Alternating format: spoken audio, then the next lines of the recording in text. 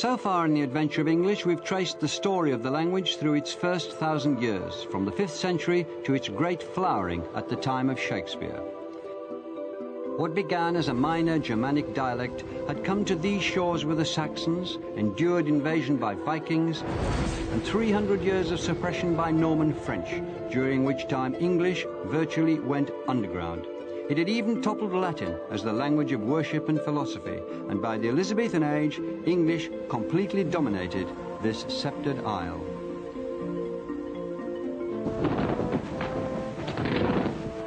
But now, the English language was about to leave Britain.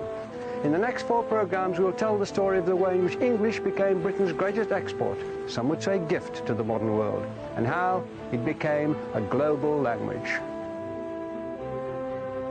We shall see how English travelled to India, where it encountered scores of other more ancient languages, including Sanskrit, which did much to mother our own tongue.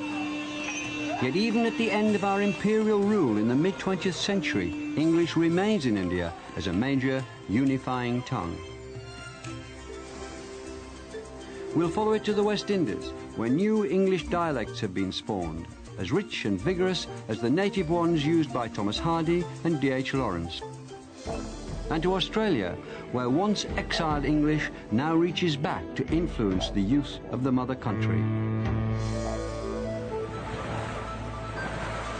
But first to the New World, where 17th century Puritan English stubbornly beat off opposition from native tongues and rival European powers to become the language of what was to grow into the greatest country on earth, America.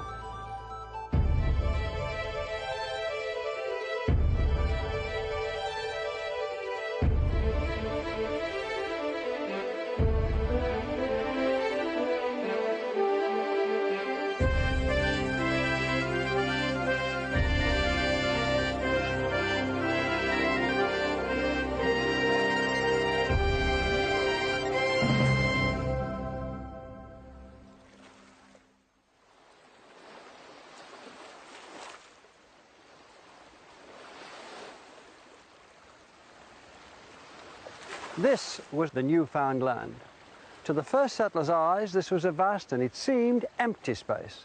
And yet it's because of their first determined steps onto this soil nearly 400 years ago that English would one day speak for America.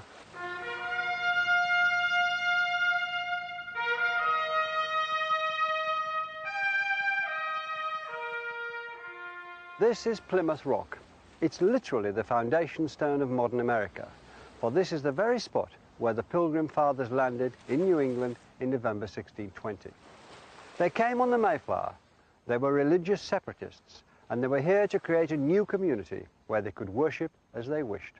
They bound themselves to an oath, the Mayflower Compact, swearing to found a colony for the glory of God and the advancement of the Christian faith.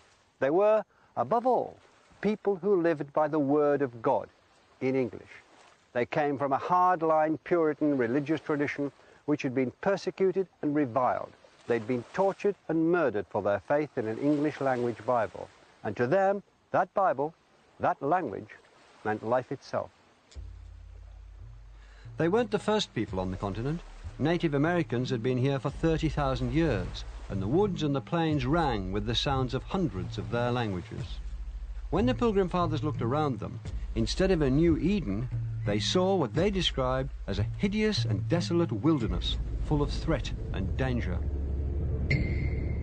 And for the season it was winter, and they that know the winters of that country know them to be sharp and violent, and subject to cruel and fierce storms. Dangerous to travel to known places, much more to search an unknown coast. Besides, what could they see but a desolate wilderness, full of wild beasts and wild men? And what multitudes there might be of them, they knew not. They were cold, hungry, and prey to sickness. Nearly half of the company of 144 died that first winter. It wasn't going to be easy to turn their oath into reality and to give English its toehold on the land. The Pilgrim Fathers had one advantage, though. They had come here to stay, and they wanted their settlement to be English. New England, they were to call it, but True England might have been more accurate. Their first move was to build a settlement, recreated here, Plymouth Plantation. They lived in terror of the supposedly wild men in the wilderness outside. But before they could even do that, they were to owe their survival to one of those wild men, and an extraordinary encounter with the English language. And whilst we were busied hereabout, we were interrupted. For there presented himself a savage, which caused an alarm. He very boldly came all alone up to the houses, where we intercepted him, not suffering him to go in, as undoubtedly he would, out of his boldness. He saluted us in English, and bade us welcome. So, welcome was the first word spoken by a native that the Pilgrim Fathers understood. The man who'd come out of the wilderness had picked up some words from the English fishermen who worked the coast. Even more extraordinarily, he was able to introduce them to Squanto, or Squanto as he became known. He is the most important man in this chapter of the adventure of English. He'd been kidnapped by English sailors 15 years before, taken to London where he was trained to be a guide and interpreter and learned English. Then he managed to escape on a return visit. To the colonists, it must have seemed like a miracle. It was the most unlikely of all coincidences that they should have settled near the tribal home of the man who was almost certainly the only English speaker for hundreds of miles around. But for their extraordinary good fortune, the whole history of America might have been very different. For Squanto saved the colony, and who knows, gave America the English language. Squanto taught the settlers how to farm the unfamiliar land, and he got them through that terrible first New England winter. It's almost certain that without him, sickness and hunger would have wiped out the settlers. Against all odds, the English colony had been saved by an encounter with the English language. The adventure had planted its roots in American soil.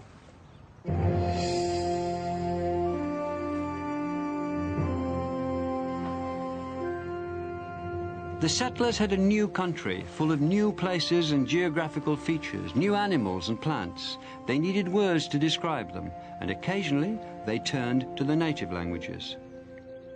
Skunk was derived from the local language, and squash for the variety of pumpkin grown here. Squaw, meaning young woman, was a local word, as was papoose, a young child. And wigwam was another early borrowing from the local languages.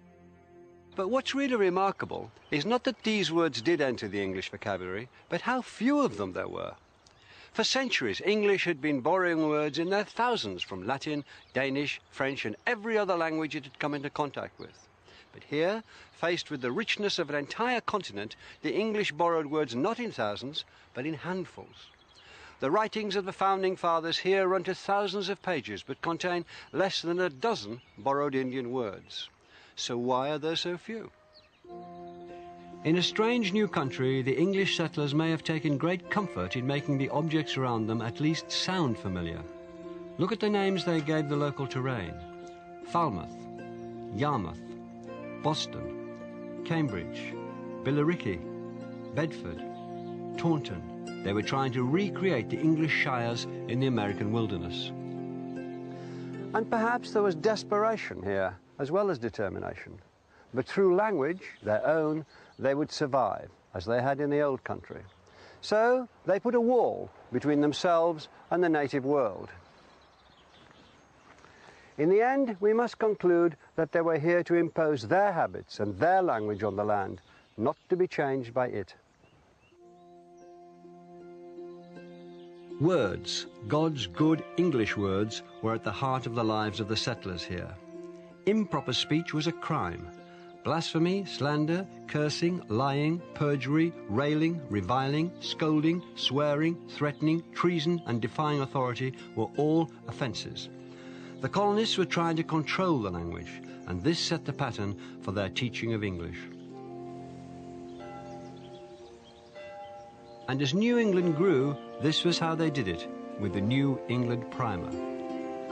A. In Adam's fall, the sin to all. B. Heaven to find the Bible mind. C. Christ crucified for sinners died. D. The deluge drowned the earth around. E. Elijah From the very beginning, Americans took immense care over the correct teaching of English. It was taught well and in a way that was highly religious, and this set the tone as English spread. It wasn't all going English's way, though. Other European powers were jostling for influence in the New World. Delaware, where a Swedish settlement had taken root, was conquered in 1655 by the Dutch admiral Peter Stuyvesant and incorporated into the Dutch New Netherlands. His base, New Amsterdam, was in turn conquered by the British in 1664 and renamed New York.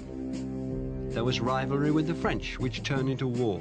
When it finally ended in 1763, Britain was given sole claim to the east of the continent and took a grip on the north in Canada. Even the Spanish colony of Florida came under British rule.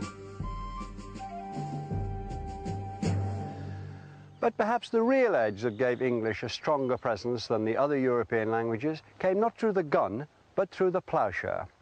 The Spanish, on the whole, concentrated on sending armies and priests to the New World and taking gold. The French were interested in sending fur trappers and trading with the natives. It was only the English who continued the spirit of the Pilgrim Fathers and came to stay. Persistence and sheer weight of numbers eventually ensured that English, not Spanish, Dutch or French, would be the language heard from the Atlantic coast to the Appalachian Mountains. But as English spread, it also started to develop a character of its own, to drift away from the language spoken in England.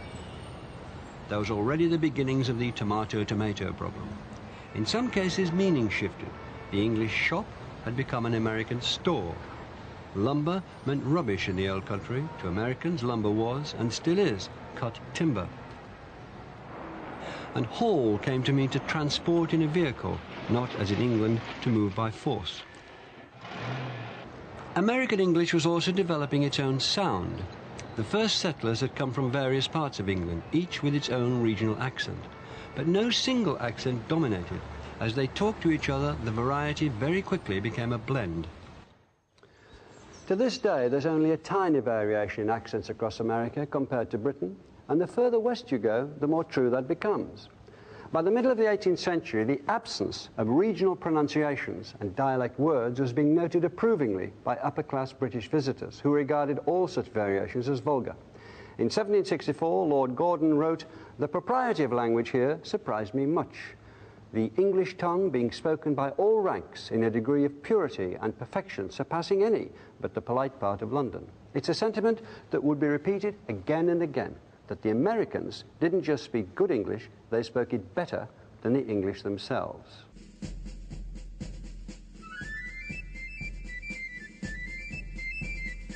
It wasn't only where language was concerned that the colonists began to stand up to the English. Tension was growing between them and the Crown. In 1775, here on this bridge at Concord in Massachusetts, 75 American volunteers confronted 700 British troops. One of them fired what has ever since been called, with a touch of hyperbole, the shot heard round the world. Revolution had begun. A year later, 13 colonies declared their independence and did so in perfect, what we might call classical English.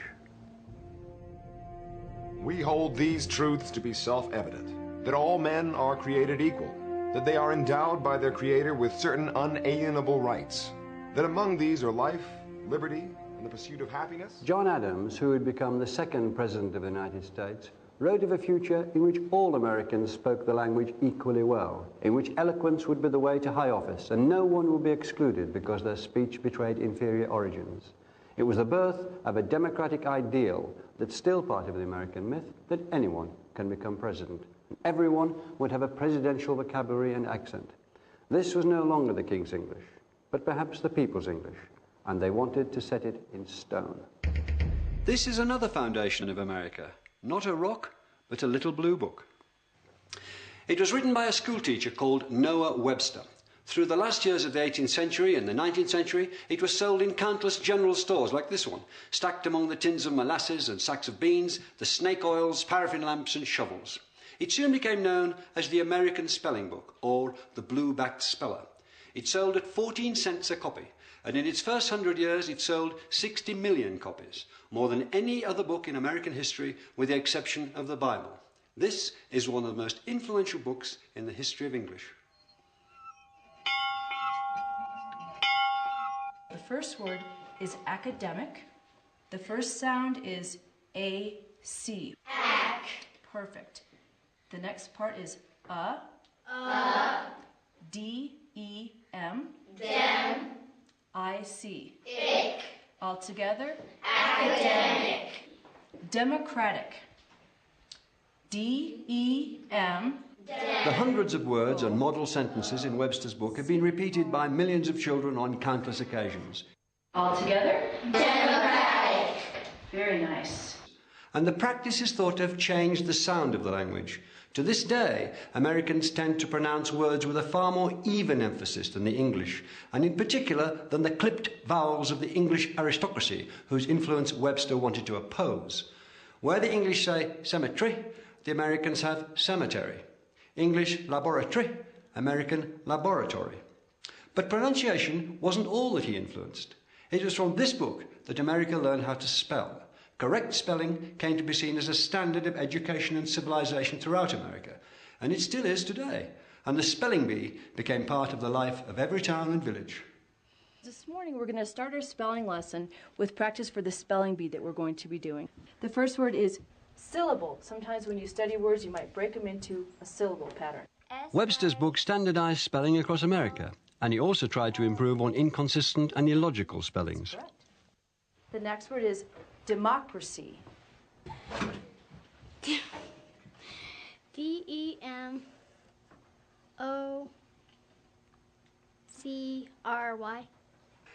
Under Webster's system, honour, colour, and a score of similar words lost their U. Double letters were reduced to single ones, like the L in traveller or the G in wagon. ER replaced RE as the ending of theatre or centre. Defence with the C became defence with an S. Axe lost its E. Axe. A-X. Perfect. I see you've all been doing your homework. England had made the language, but America had begun to claim its future. By the 1820s, East Coast America was presenting itself confidently as the guardian of English, beating off vulgarity and fashion.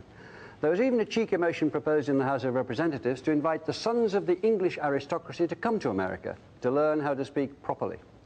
Americans felt they'd kept the English language pure for 200 years, so pure that they were still using words the English had dropped, words like greenhorn, burly, deft, scant, talented, and likely. Americans still say sick to mean ill, not just nauseous. They say fall, meaning autumn, just as the English did once.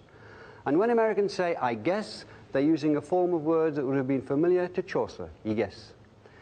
And they denied that they were changing the language. When Webster published his groundbreaking American dictionary in 1828, he claimed that this, contained less than 50 terms that were new to the country. Here was America claiming to preserve English in all its past glories, to have erected a barrier against change and corruption. But they could no more exclude these natural developments in the language than the first colonists could hide behind their stockade from the world beyond. John Adams had predicted that America would drive the English language into a great future.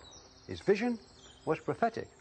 But the language would be very different from the measured East Coast tones that Adams had known. American English was going west and going wild.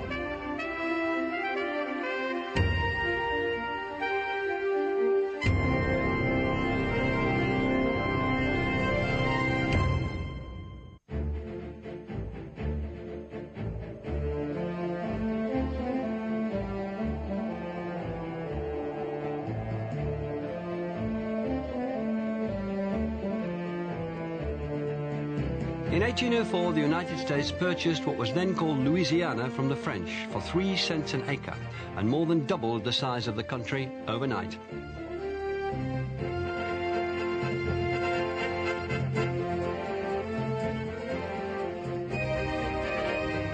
And these lands were nothing less than the whole American heartland, the great plains and prairies drained by the Mississippi River and its tributaries like the Missouri, Ohio, and Tennessee.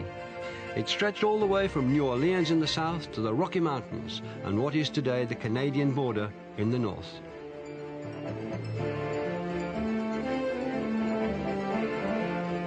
Jefferson, the president, sent an expedition of 45 men under the leadership of Captains Meriwether Lewis and William Clark into the unknown interior in search of a navigable river route to the west coast.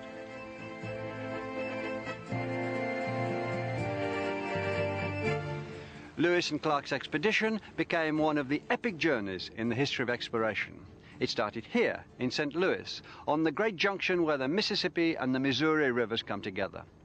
Lewis and Clark were army-trained frontiersmen, backwoods specialists, and because Jefferson insisted on daily journals being kept, their expedition was recorded not in the Puritan language of faith, nor in Webster's urbane prose, but in the practical language of the frontier. And this is crucial, because it marks the beginning not only of the opening of the continent, but of the decline of the East Coast grip on American English.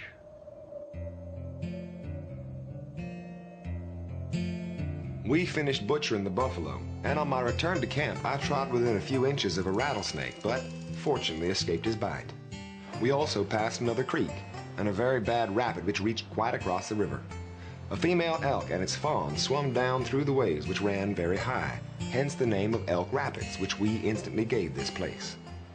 Opposite to these rapids there is a high bluff, and a little above on the larboard, a small cottonwood bottom in which we found sufficient timber for our fires and encampment. These are words peculiar to America, or in a peculiarly American use. In England, a creek is a tidal inlet. In America, it's broadened its meaning to cover all manner of streams. Adjectives turn into nouns, rapid into rapids. And bluff was coined here to describe flat cliffs. Rattlesnake was another of those descriptive combinations of English words, as was cottonwood. And elk is one of the words imported from England and applied to a different beast. Buffalo, though, had been an English word for over 2 centuries, imported from a Portuguese book about China. Lewis and Clark's journals include not Webster's 50 words peculiar to America, but over 2,000 of them. Most are names of objects, a great catalogue of flora and fauna and man-made items that were new to English eyes. Words like hickory, hominy, maize, moccasin, moose, opossum, pecan, persimmon, toboggan are derived from native languages, as well as more obscure words like kinnikinnick, a mixture of leaves for smoking, pemmican, a preserved mixture of meat, fat and berries, and tamarack, a kind of larch. Others are English coinages with descriptive properties of their own. The whippoorwill, a bird named by the sound of its call, or the mockingbird, a name inspired by its habit of imitating other birds' songs. And there are hundreds of names made by combining existing English words from black bear, bluegrass, bottomland, backtrack, box alder, brown thrush, buckeye, bullfrog, bald eagle, and blue jay, to sapsucker, snowberry, snowshoe, sugar maple, whistling swan, timberland, tumblebug, turkey buzzard, and yellowjacket. But this was just the beginning.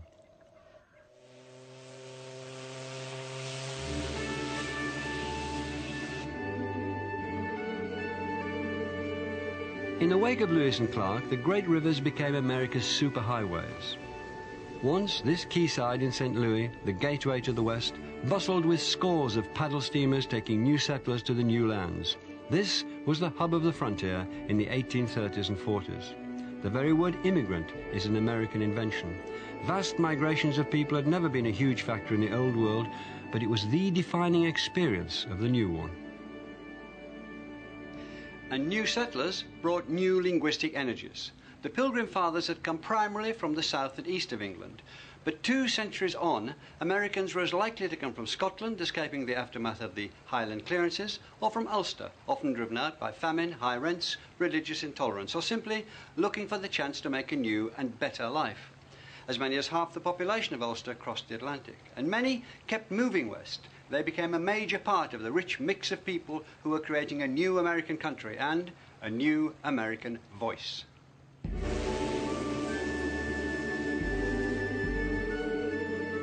Scots and Irish brought new words and expressions to America. The Scottish verb schoon, meaning to skim over water, took to the sea as a new type of ship, the schooner. The Irish donated the word cabin to name the typical frontier dwelling. They also brought dead, as in dead straight, and the similar use of plumb and right came to America through use by both Scots and Irish, as did the habit of sticking an A on the front of verbs like a-going. The old French presence, too, is apparent everywhere along the Mississippi.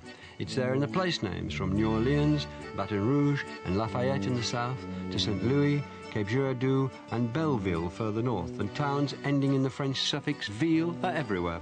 Edwardsville, Greenville, Jacksonville, Clarksville. The French gave us the name of one of the great Western institutions, the hotel. America took a word the French had given to a grand private house or a municipal building and turned it into the name of a new invention, a palace for all the people, far grander in ambition than the inns and taverns that offered rest to travellers in England. And their clients were businessmen. In 18th century England, merchants had been described as businessmen, but now the word took on its modern American meaning, the mover and shaker, in the worlds of finance and expansion and opportunity.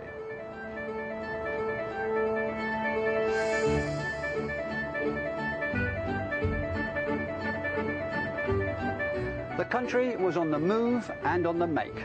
The river teemed with poor migrants, rednecks, who got their name from the way their necks were burnt by the sun as they bent to work in the fields. Because they couldn't afford the steamboat fare, they travelled on rafts, which they steered with oars called riffs, so they were known as the riffraff.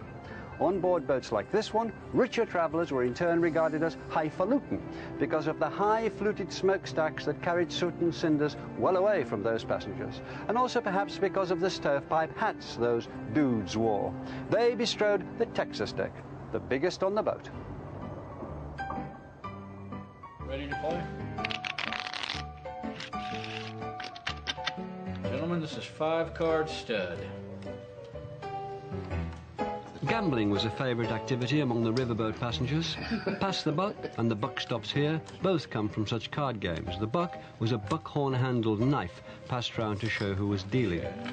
And they're just the start of the phrases that American gamblers gave to the language in the middle of the 19th century. I'm assuming you have an ace, sir. Deal became part of phrases like square deal, new deal, fair deal, raw deal. Dealer will take 3. Big deal, no big deal. And raise it 3. I'll raise your bid, you bet, put up or shut up, and I'll call your bluff were all first heard around the card table. I'll call you. You have an ace up your sleeve, so you up the ante.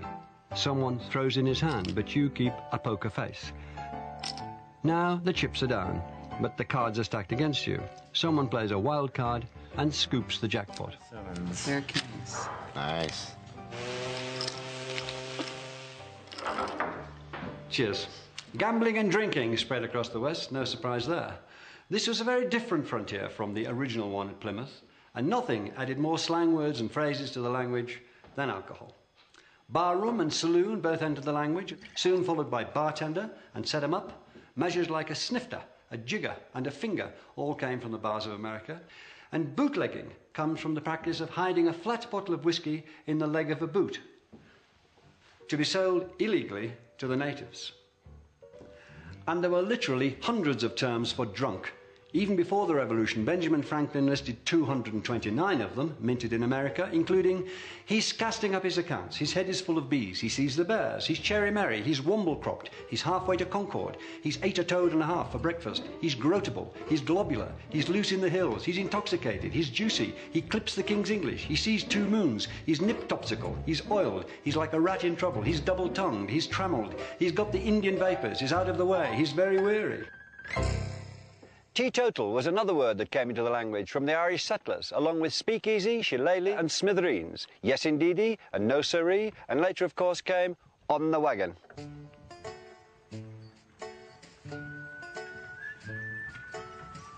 Westward expansion had long been the cause of land disputes between the settlers and the natives, and once they left the great rivers for the wagon routes like the Oregon and the Santa Fe trails, contact and often friction between migrants and Indians increased. Many of the Indian words that had already come into English reflected this antagonism. Scalp, a good old English noun, had become a far more threatening verb as early as 1693. Tomahawk was another early addition to the language. So were warpath, war whoop, war dance, and long knives, an Indian word for white man, and firewater, the term they gave to alcohol. Phrases like no can do or long time no see are literal translations from Indian languages. The word brave to describe Indian warriors was certainly inherited from the French, and buck, slang for $1, derives from buckskin, the standard unit of trade between Europeans and Indians. Conflict with the natives was just one of the hazards faced by the people who went west. Every one of them had an epic journey to tell of the hardships imposed by distance and the weather. Every one had carved a new life out of a landscape made on a scale unknown in Europe. They chose new American heroes for themselves, through whose stories they could distill their own experiences, and they chose them and told tales about them on a grand scale. The most famous of all straddled the gap between fact and fiction, Davy Crockett. He was, as we know from the song, born on a mountaintop in Tennessee. He was the son of a veteran of the Revolution. He became a congressman, famous for his plain speaking, and he died defending the Alamo in Texas in 1836. He was as American as they came, and he became a legend, the king of the wild frontier, the hero of a series of paper-bound books telling exaggerated stories about him. This fictionalized Crockett was the first great exponent of a style of speech as big as the country, called tall talk. When he opened his mouth, he made the forest shake. These is times that come upon us like a whirlwind and an earthquake. They are come like a catamount at full jump. We are called upon to show our grit like a ball lightning against a pine log, to exterminate, mollify, and calumniate the foe. Pierce the heart of the enemy, cram his pesky carcass full of thunder and lightning like a stuffed sausage, and turtle him off with a red-hot poker. And while the stars of Uncle Sam and the stripes of his country wave triumphantly in the breeze, where is the craven, low-lived, chicken-bred, toad-hopping, red-mounted, bristle-headed mother-son of ye who will not raise the beacon light of triumph, snouse the citadel of the aggressor, and squeeze ahead to liberty and glory? Confidence bred ornate Baroque words, shebang, shindig, and slumgullion, kaflop, kabang, and kathump. An American need not simply leave hurriedly, he could absquatulate or skedaddle. He didn't just use something up, he exflunkitated it. The language was hunky-dory, rambunctious, splendiferous. Its vigor was in speech, and that habit of coming up with vivid verbal images has left us with many that figure in everyday talk. It's not my funeral if you fly off the handle because you've a chip on your shoulder and an axe to grind. I won't sit on the fence and dodge the issue. I won't fizzle out. I won't crack up. No two ways about it. I'll knuckle down and make the fur fly. I'll go the whole hog and knock the spots out of you, and you'll be a goner. You'll kick the bucket. So face the music. You're barking up the wrong tree. You won't get the drop on me. I'm in cahoots with some people with the know-how. Keep a stiff upper lip and have the horse sense to pull up stakes, okay? Within 2 generations of the opening of Louisiana, the American language had been reborn. No legislator sitting in a library in one of the eastern states could have hoped to arrest its exuberant progress. It's a fact that the biggest author of the language is Anon. This was the democratic language that Adams had foreseen, but democracy meant that everyone threw in their 2 cents worth, and the old conservative values were trampled in the movement west. And never quicker than when gold was discovered in them thar hills.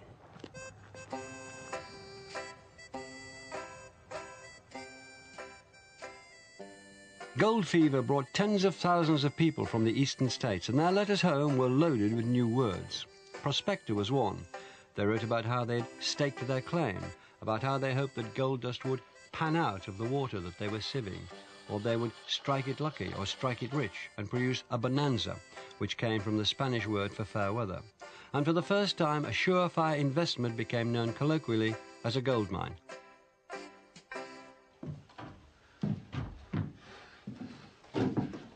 And the gold rush gave us 2 words that became far more famous in the 20th century. When a certain Levi Strauss started to make hard-wearing clothes for miners, he used a cloth called jean fustian, originally made in Genoa. Levi's and jeans have been as American as Stars and Stripes ever since. The arrival of the railroad was what really opened up the country, and it created the industry that gave the West its most characteristic vocabulary. It was a certain Joseph McCoy who had the idea of driving cattle often hundreds of miles to railheads so that they could be exported to the markets back east. Previously, they'd only been butchered for local use. Overnight, McCoy became immensely rich. So rich, the story goes, that other envious souls used to try to pass themselves off as the man who had such a simple but brilliant idea. And so he developed the habit of introducing himself to strangers as the real McCoy. He gave the world a catchphrase, and he also gave it the cowboy.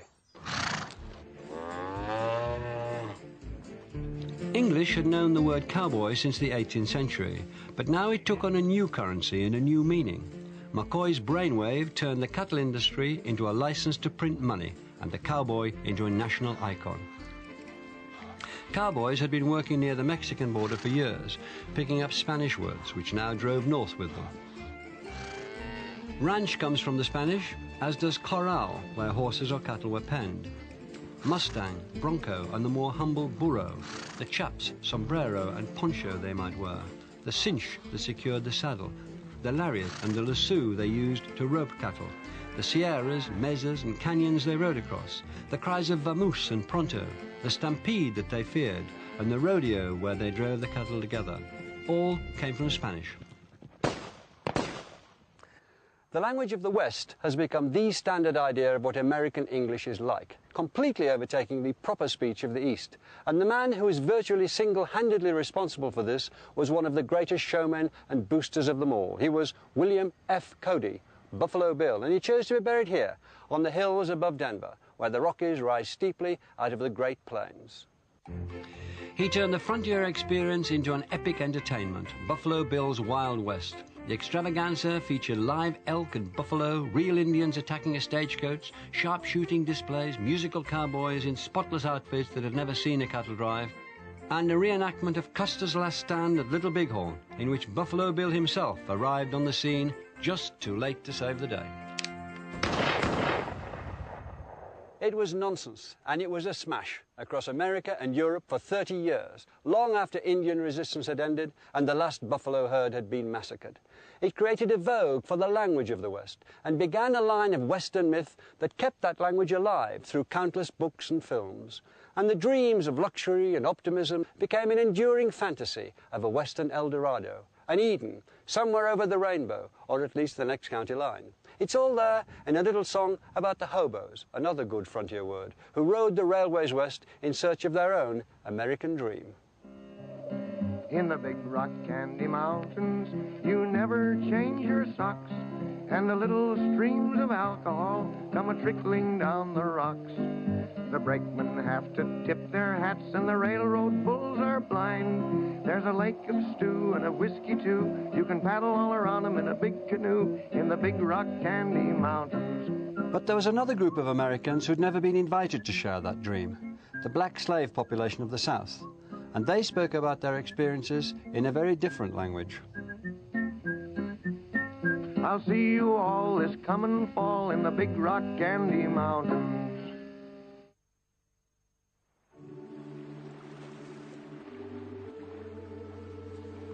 This is Sullivan's Island, a little patch of land in Charleston Harbor off the coast of South Carolina. It was the first taste of America for hundreds of thousands of immigrants in the 18th and 19th centuries. But the immigrants who came through here hadn't chosen the American dream of a better life. They had been sold into slavery. Sullivan's Island was a holding pen for imported slaves. Between half and two-thirds of them entered America here, before being sold on mainly to work on the cotton plantations. There's no Statue of Liberty here, just this plaque, erected in 1999 to commemorate their arrival. They came here from the countries of West Africa and from plantations in the Caribbean. Slaves who spoke different languages were put together on the same sea voyage here to stop them plotting together to seize control of the ship. So on ship and on shore, there was a great babel of languages. The slaves had to find a tongue in which to talk to one another and to their masters. It was English, but English very heavily influenced by African ways of talking.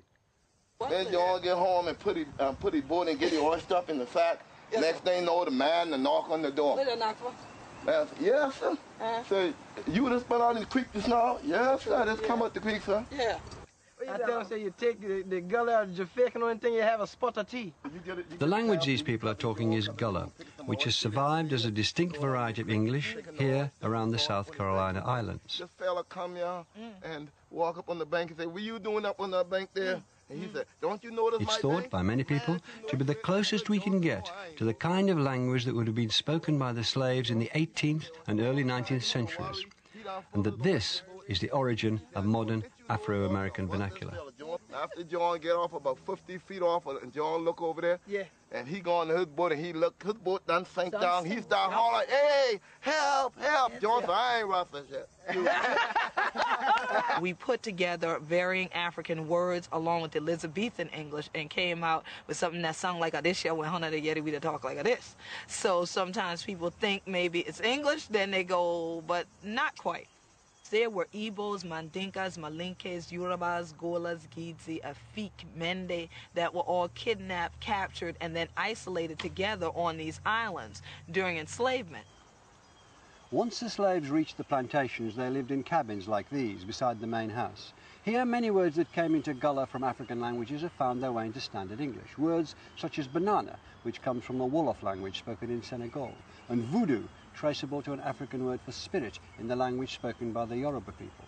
Other African words which have entered standard English include the animals, zebra, gorilla and chimpanzee, the musical terms samba, mambo, banjo and bongo, and the food and plant names guba, meaning peanut, yam and gumbo, meaning okra. African compound words were translated, giving English terms like badmouse. And nitty-gritty originated as a term for the grit that accumulated in the bilges of slave ships. As well as vocabulary, Gullah employs some grammatical features that differ from standard English. If someone say, "Hana going for do that," I be done do them. Okay? So they ask you, "Are you going to do it?" I already did it. And I did it a long time ago, essentially, is what you're saying. I be done do them. I done do that. You see? So if you hear somebody say, "I done do that," that means they did it and they did it a long time ago. And why are you asking me it? Oh, again, basically. So it's a lot more going into it. So if someone said, "Well, Hana going over there," Hana done yet they say you're going over there. I be done yet that. But it done do that too. But I been going there, but they ain't be did it. Why Hana ain't be did it? When I be did it, Hana ain't be did it. You see? So it's like, well, you were going over there. Yeah, I already went there. But when I went, you weren't there. But I was there. But you're right. I wasn't there when you were there. Phrases like these have a rich and economical expressiveness. In other ways, Gullah and other black Englishes have stripped down their grammar. They drop verbs like is, use don't where standard English says doesn't, and omit the apostrophe and s that standard English uses as a sign of ownership. This kind of simplification is common when languages meet and emerge as a new hybrid. It's exactly what happened when Saxons and Danes dealt with each other in England in the 9th century and changed English grammar forever. But in this case, the changes were mistakenly taken by many white observers as evidence that black speakers just hadn't got the intelligence to speak the language properly, that they were simply trying and failing to copy white speech. In fact, they were adding to the language. Now listen, yeah, you know, some people say they're your friend and thing, but they ain't always your friend. Like that bird rabbit, that boy know he ain't nothing to him. You hear what I say? That cutter was slow motion, and that bird rabbit just as slick as him want to beat. But black speakers had their own tradition of performances that showed just how flexible and expressive their language was. They told stories, and they're still told today. And now Hong Tong come, rope, rope, rope, rope. And oh, I tell you, Brer Rabbit, he'll take off and lickety split. Brer Rabbit is a direct descendant of animal tricksters who feature in African folklore. I say, Brer Rabbit, you to tell the truth about Cutter? He said, yes, sir, ma'am. I say, you lie, ting, ain't no truth in you. Ain't no truth in you, no way. But folk tales weren't the only thing that fueled dreams of freedom. With English, the slaves had learned Christianity. White society thought it would teach obedience. The Bible became as central to the lives of the slaves as it had been to the first settlers in New England. But the message they found in it wasn't obedience, it was liberty. Once again, the Bible in English became the book of freedom. Yeah, Jesus calling. Who now want to go? Yeah, Jesus calling. Whoa. Who now want to go? And he's calling for the sinner. Who now want to go? Oh, children, who now beg for get ready. Jesus be coming back. Who now want to go?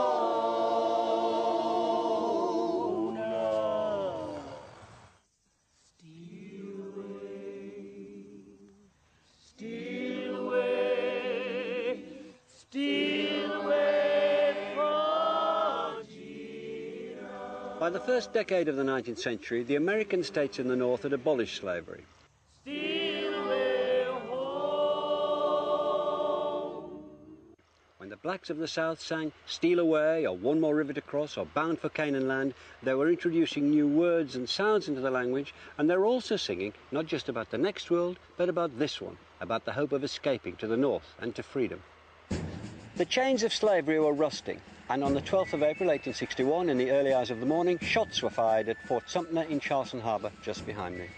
This was the start of the American Civil War, which the North, of course, was to win. 4 years later, Confederate forces abandoned Charleston. The Union Army marched in unopposed. They freed the slaves. Glory, glory, hallelujah. The promise in the language of their spirituals had come good for the black people of Charleston. Oh, glory, glory. The American Civil War gave us the phrase, hold the fort. And the first people to hear anything on the grapevine were in the southern states, where army telegraph lines strung in the trees became so knotted that they were said to look like grapevines. Oh, you got to ask the Lord's forgiveness. There was plenty of resistance to the new order. The Ku Klux Klan, who apparently derived their name from the Greek word kuklos, meaning circle, were formed in the aftermath of the war. They gave English the word bulldozer, originally a bull dose, meaning a dose large enough for a bull. It was a dose of whipping, and it was administered to black people, often fatally. Words like bulldoze are a savage reminder that the end of the war didn't bring the end of segregation and prejudice. In theory, blacks and their language were now free to mix with whites, but in practice, it was only in the 20th century that the mixing of vocabularies really began, that, just like in the plantation houses, white speakers started to ape black speech, and cool was born. And that's a story for a later program. Even after the Civil War, very few white people treated black language with any interest or respect. One who did was a man who'd grown up on the Mississippi and was fascinated by all of its talk, black and white. Luckily for us, he was a genius. When he made writing his profession, he chose as his pen name a call that he'd heard the riverboatmen use to sound a depth of 2 fathoms, Mark Twain. And the river runs through Twain's greatest book, The Adventures of Huckleberry Finn. It's set in the years before the Civil War, and it's the story of a young boy who escapes what he disdainfully calls the civilizing influence of his Aunt Sally. Huck takes to the river on a raft in the company of an escaped slave called Jim. In his introduction, Twain told his readers that he'd taken great pains to capture the different dialects of the river. A southerner talks music, he once wrote, and when he'd Huck Finn describe life on the river, he found its melody. It's lovely to live on a raft. We had the sky up there, all speckled with stars, and we used to lay on our backs and look up at them and discuss about whether they was made or only just happened.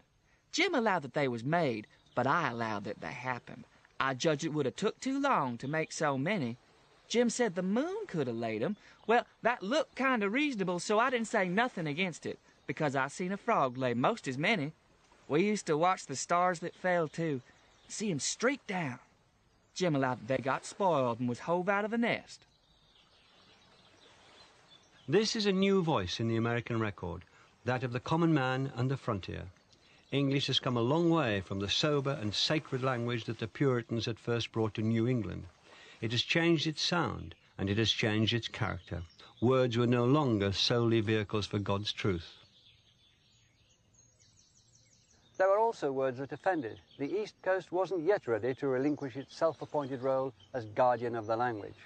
Back here at Concord, the cradle of the Revolution, the civilized Aunt Sallies, who sat on the Library Committee, banned Huckleberry Finn for its vernacular language. It was, they said, couched in a rough, ignorant dialect, and that there was a systematic use of bad grammar and an employment of inelegant expressions. But though the Library Committee might call Twain's language vulgar, it couldn't ban the vigour of English that had grown up away from the East Coast, American English. Huck's closing words defied their attempt to control it.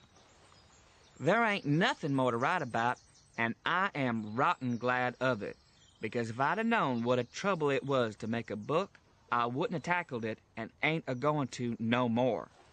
But I reckon I got a light out for the territory ahead of the rest, 'cause Aunt Sally, she's gonna adopt me and civilize me, and I can't stand it. I've been there before.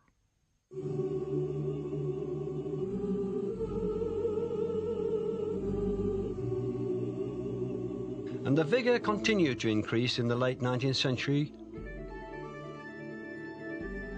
New waves of immigrants flooded into America.